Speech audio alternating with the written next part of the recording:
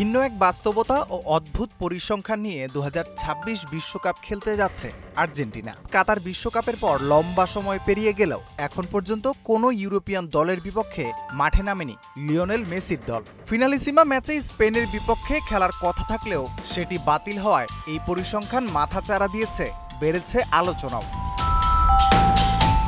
বিশ্বকাপ চক্র অর্থাৎ এক বিশ্বকাপ থেকে পরবর্তী বিশ্বকাপ, এর মাঝে ইউরোপিয়ান শক্তিশালী দলগুলোর বিপক্ষে খেলে নিজেদের প্রস্তুত করে আর্জেন্টিনা। কিন্তু এবার বিশ্বকাপের আগে ৩১ মার্চ গুয়াতেমালার বিপক্ষে একটি প্রীতি ম্যাচ খেলেই প্রস্তুতি শেষ করবে তারা, যেখানে ইউরোপিয়ান প্রতিপক্ষের মুখোমুখি হওয়ার আর কোনো সুযোগ নেই। ১৯৩০ সালে বিশ্বকাপ শুরুর পর থেকে এই প্রথম এমন নজির গড়তে যাচ্ছে বর্তমান চ্যাম্পিয়নরা। সবশেষ তারা ইউরোপিয়ান দলের বিপক্ষে খেলেছিল ২০২২ সালের জুনে একটি প্রীতি ম্যাচে। এরপর থেকে ৩৫টি ম্যাচ খেলেছে আর্জেন্টিনা, যার বেশিরভাগই ছিল দক্ষিণ আমেরিকার প্রতিপক্ষের সঙ্গে। এছাড়া বিভিন্ন অঞ্চলের দলের বিপক্ষে খেললেও ইউরোপিয়ান দলের সঙ্গে আর দেখা হয়নি।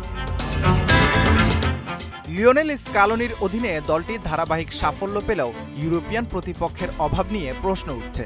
ইতিহাসকে পাশ কাটিয়ে এমন অভিজ্ঞতা নিয়ে বিশ্বকাপে নামা নিঃসন্দেহে এক বিরল ও আলোচিত ঘটনাই বটে। রাফিউল ইসলাম রাতুল, ৭১।